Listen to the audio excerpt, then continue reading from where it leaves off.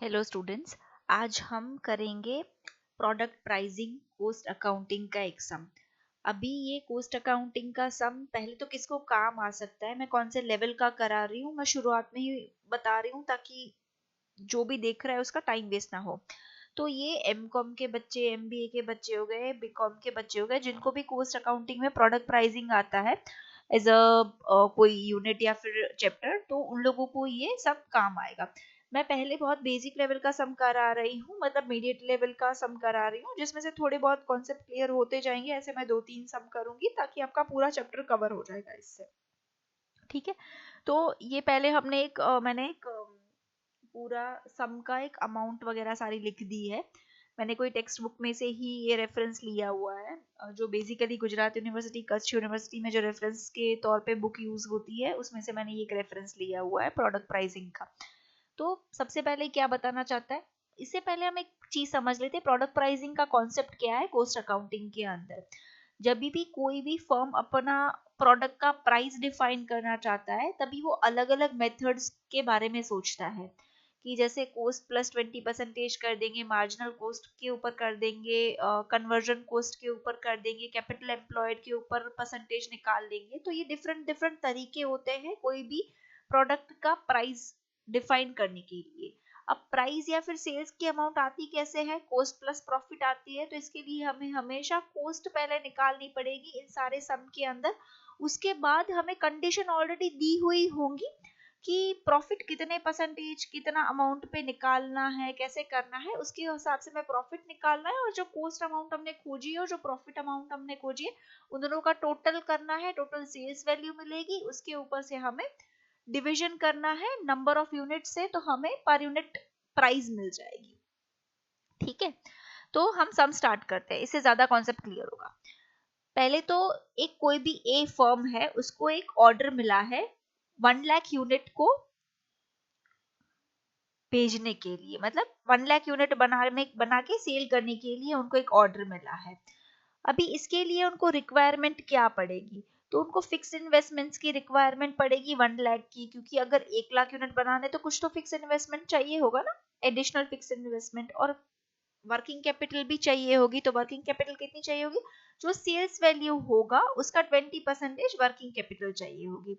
अभी देखो यहाँ पे ना तो हमें सेल्स वैल्यू दी गई है, तो हम सेल्स वैल्यू दी नहीं गई तो हम वर्किंग कैपिटल निकालेंगे कैसे, मतलब उसका अमाउंट हमें कैसे मिलेगा। तो हम आगे वो पूरा सम जब भी सॉल्व करेंगे तभी हम देखते जाएंगे। बट अभी एक प्रॉब्लम मुझे यहाँ पे इस सम के अंदर दिखी, जो हमें सॉल्व करनी पड़ेगी, वो कि वर्किंग कैपिटल की अमाउंट मेरे पास नहीं है।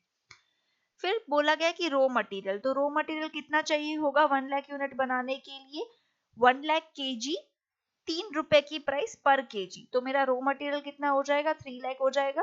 कैरेज ऑन परचेस 45,000, मतलब जो रो मटेरियल लाने के लिए मुझे जो खर्चा करना पड़ेगा उसको फैक्ट्री तक पहुंचाने के लिए, वो 45,000 का होगा। फिर लेबर को पेमेंट मुझे कितना करना पड़ेगा, तो वो लेबर आवर के हिसाब से, वर्किंग आवर के हिसाब से होता है। तो बताया गया है कि टोटल 50,000 वर्किंग आवर काम किया गया, और नॉर्मल जो मार्केट में रेट चल रहा है वो 5 रुपीज पर आवर चल रहा है। पर टाइमली वो पूरा ऑर्डर जो 1 लाख यूनिट का मिला हुआ है वो कंप्लीट करने के लिए जो लेबर थे उन्होंने 10,000 वर्किंग आवर ओवर टाइम किया, जो ऑलरेडी ये 50,000 के अंदर इंक्लूडेड है। क्या लिखा हुआ है, of which 10,000 would be over time hours payable eight double the labour rate.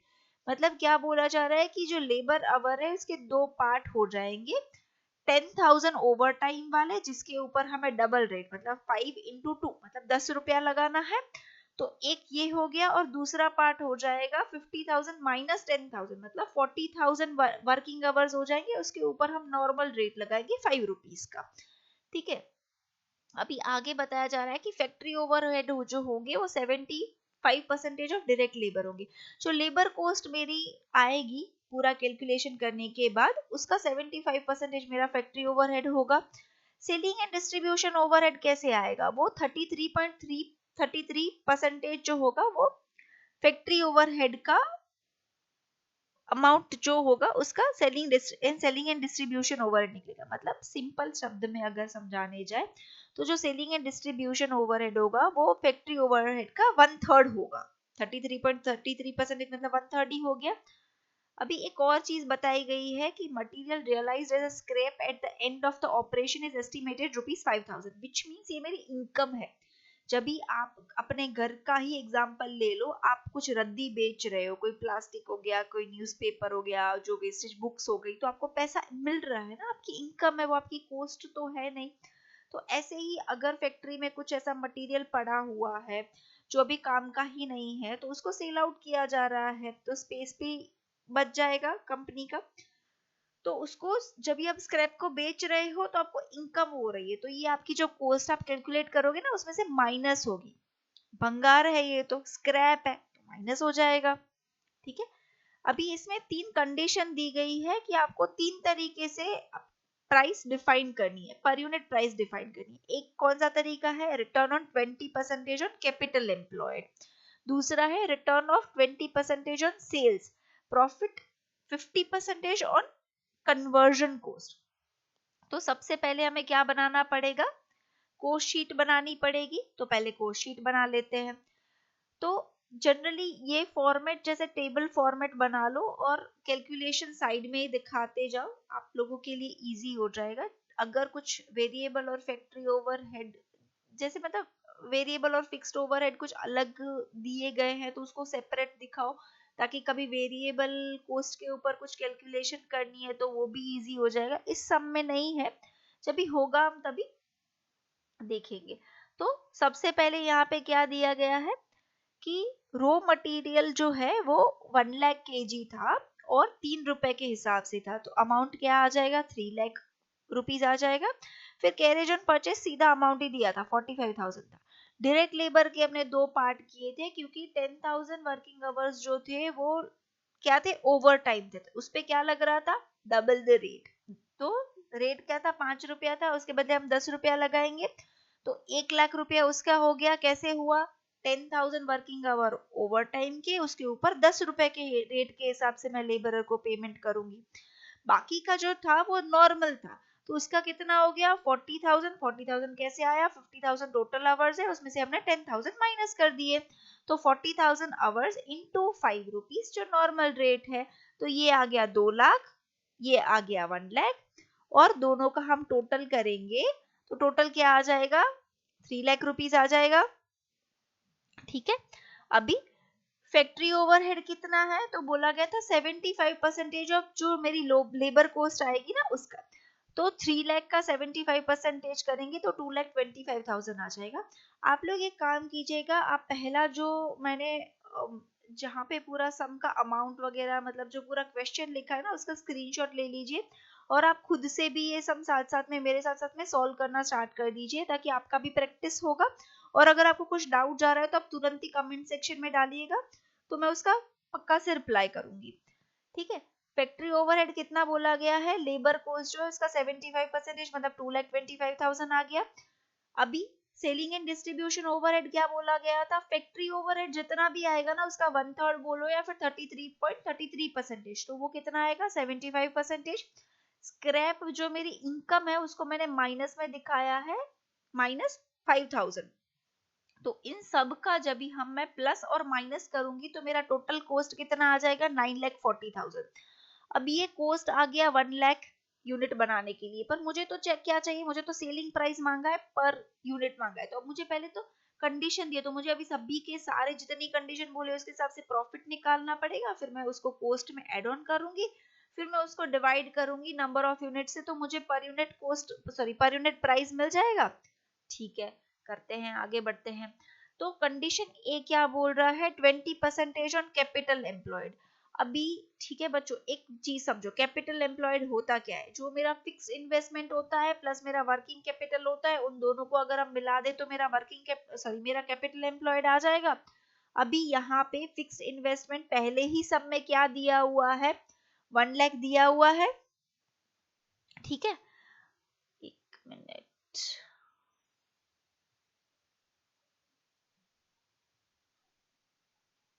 ठीक है, ये 1 लाख दिया हुआ है।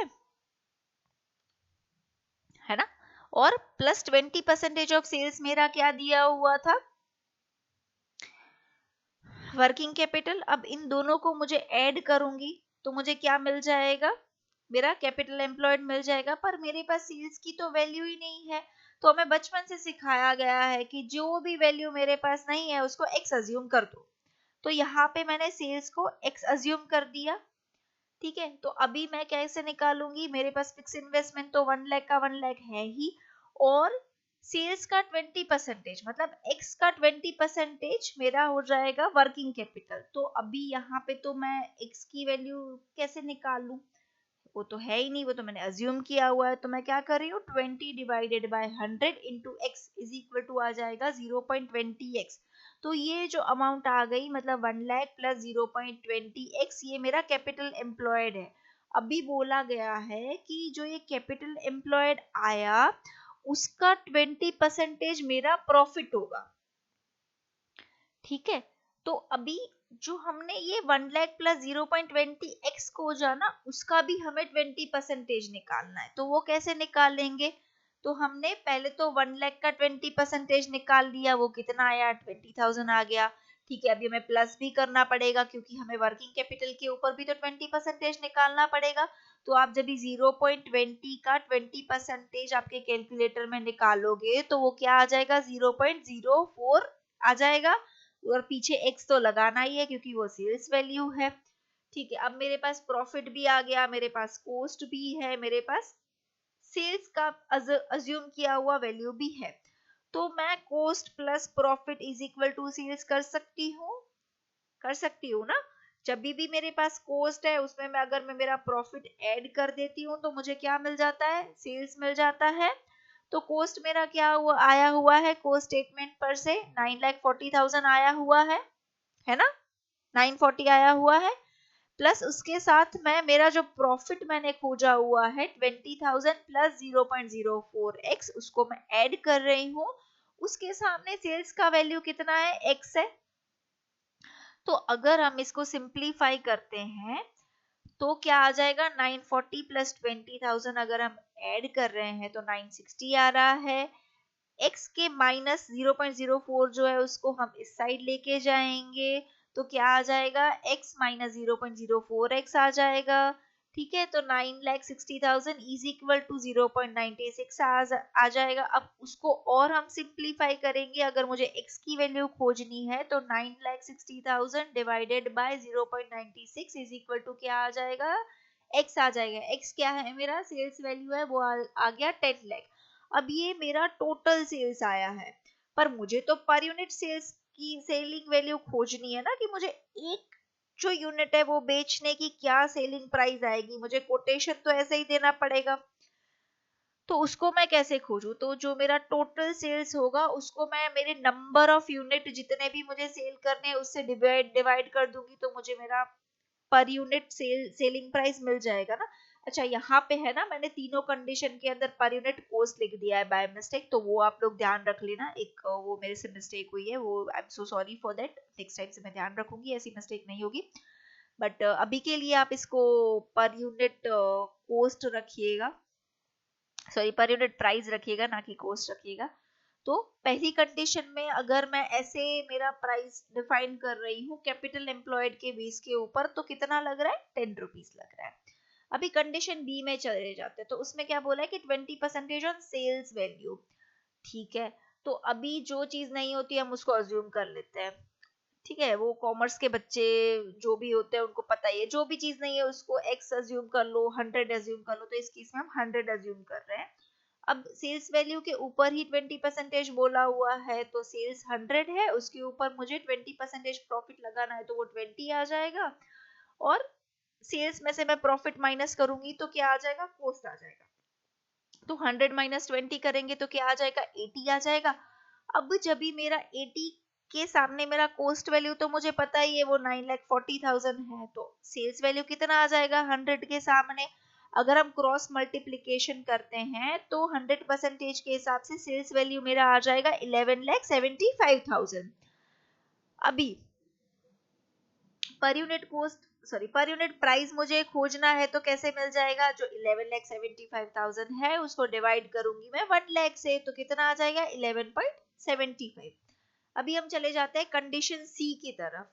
उसमें बोला हुआ है कि प्रॉफिट और 50% ऑफ कन्वर्जन कोस्ट। अब पहले तो समझो ये कन्वर्जन कोस्ट होता क्या है। ठीक है, डिफरेंट डिफरेंट टाइप की कोस्ट होती है। पहले तो फैक्ट्री कोस्ट होती है, प्राइम कोस्ट होती है, कन्वर्जन कोस्ट होती है, वेरिएबल कोस्ट होती है, डिफरेंशियल कोस्ट होती है। इसमें पहले हम इस वाले सम के अंदर हम समझेंगे क्लियर प्रैक्टिकल सम के साथ कन्वर्जन कोस्ट क्या होती है। तो जो रॉ मटेरियल हम लाते हैं वो रॉ मटेरियल के ऊपर जो प्रोसेसिंग होता है और जहां तक फिनिश गुड्स नहीं बनता, इन बिटवीन जितने भी खर्चे कोई भी कंपनी फैक्ट्री या फिर कोई भी ऑर्गेनाइजेशन करता है, उसको कन्वर्जन कॉस्ट के अंदर इंक्लूड किया जाता है। ठीक है, तो रॉ मटेरियल का जो एक्सपेंस रहता है, मतलब जो रॉ मटेरियल का कॉस्ट रहता है वो नहीं लेना है। क्यों नहीं लेना है, क्योंकि रॉ मटेरियल हम ला रहे हैं उसके ऊपर ही तो हम प्रोसेसिंग करेंगे, तभी ही तो वो फिनिश गुड्स बनेगा ना। चलो हम एक एग्जांपल लेते हैं। जैसे मैं 500 मीटर कपड़ा लेके आई मेरी फैक्ट्री के लिए। अब मैंने मेरे लेबर को बोला कि इसके ऊपर इसमें से हमें पर्दे बनाने हैं, तो मैं मेरे लेबर को पेमेंट करूंगी। ठीक है, तो वो कन्वर्जन का हिस्सा हुए, मतलब वो कुछ ना कुछ प्रोसेसिंग कर रहे हैं ना वो कपड़े के ऊपर। तो ये चलो मुझे कन्वर्जन कॉस्ट में ऐड करना चाहिए। अब वो सारा काम दाम होगा कहाँ पे, फैक्ट्री के अंदर होगा, तो रेंट आ गया। तो वो रेंट तो मेरा फिक्स्ड ओवरहेड है, पर वो मतलब ये एक चीज समझो, कन्वर्जन कॉस्ट में ना फिक्स एंड वेरिएबल का कोई ऐसा वो नहीं है, दोनों ही लेना है चीजें, बट कन्वर्जन में काम आना चाहिए। तो मैं फैक्ट्री का जो रेंट आ रहा है वो भी इंक्लूड करूंगी, भले ही वो मेरा फैक्ट्री का फिक्स्ड ओवरहेड है, मैं लूंगी।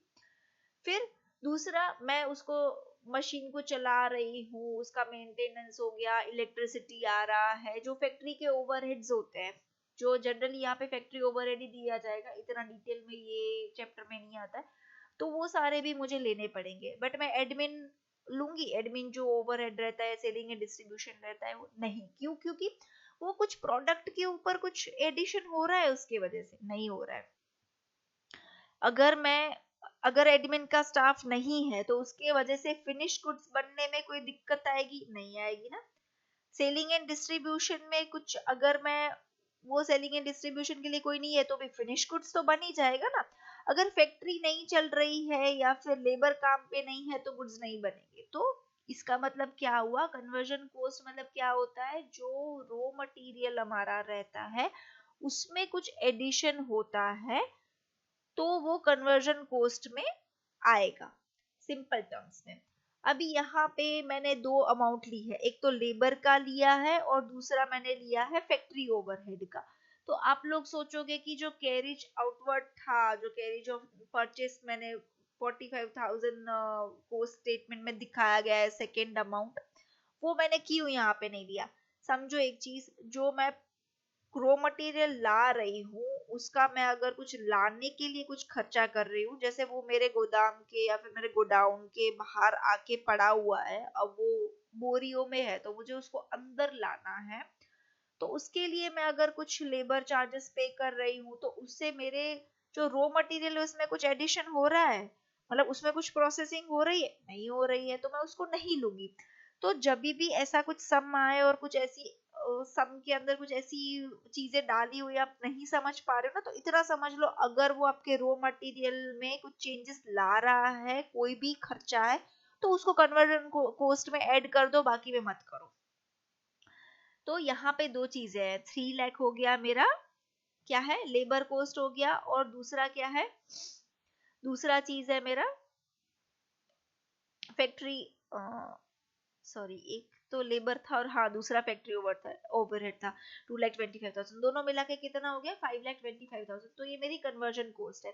अब बोला हुआ है प्रॉफिट कितना होगा, 50% ऑफ कन्वर्जन कॉस्ट। तो 5,25,000 का 50% बनाऊंगी मैं तो 2,62,500 आ जाएगा। तो अब मेरे पास मेरा प्रॉफिट है, मेरे पास कोस्ट स्टेटमेंट में से मेरी कॉस्ट तो है ही, तो मैं सेल्स वैल्यू निकाल सकती हूँ, हाँ निकाल सकती हूँ। Sales is equal to cost plus जो प्रॉफिट हमने निकाला वो। तो कितना आ जाएगा 940 प्लस 2,62,500 इज इक्वल टू 12,02,500। अब मेरा ये टोटल सेल्स वैल्यू आ गया, उसको डिवाइडेड बाय 1 लाख यूनिट करूंगी तो मेरा पर यूनिट प्राइस क्या आ जाएगा 12 रुपीज एंड 0.25 पैसा। तो ये तीनों कंडीशन जो हमें पूछी गई है वो आ गया, कोस्ट स्टेटमेंट आ गया। इतना अगर आप प्रॉपरली पेपर में दिखा रहे हो तो आपको पूरे मार्क्स मिल जाएंगे। और ये बहुत इजी चैप्टर है, कॉन्सेप्ट वाइज अगर समझेंगे तो बहुत मजा आएगा, सम करने में भी मजा आएगा। आई होप आप लोगों को ये सब समझ में आया होगा। कुछ भी डाउट है, कुछ नहीं समझ में आ रहा है, या फिर आप चाहते हो कि मैं कोई स्पेसिफिक सम कराऊं तो आप वो भी मुझे बता सकते हो कमेंट सेक्शन में, मैं करा दूंगी। ठीक है, थैंक यू सो मच।